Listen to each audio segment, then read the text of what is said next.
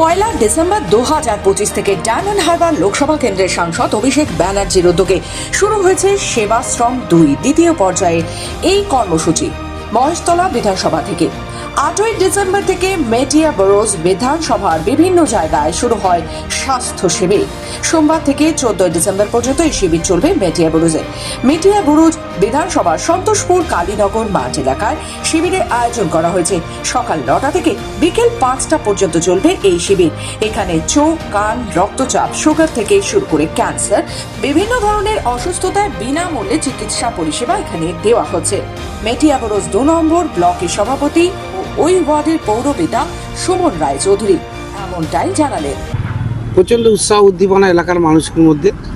গত বছরে এটা খুব সাকসেসফুলি এই প্রকল্পটা হয়েছিল, সবাই খুশি।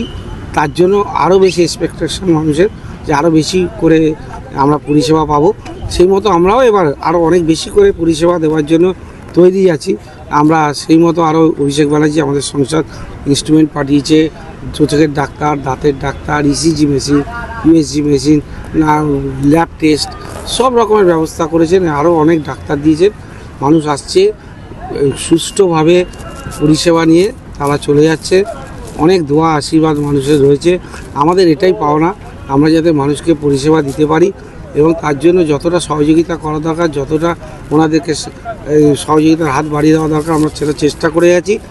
আমরা চাই অভিষেক ব্যানার্জির মস্তিষ্ক পরিচিত এই মানবিক প্রকল্প যে ডায়মন্ড হারবার মডেল, এটা শুধু ভারতবর্ষ নয়, সারা বিশ্বে প্রশংসিত হোক। আমরা সেই পথেই এগোচ্ছি, কারণ গতবার এই ডায়মন্ড হারবার মডেল এই সেবাশ্রয় ক্যাম্পের প্রচার সারা ভারতবর্ষ জুড়ে হয়েছে।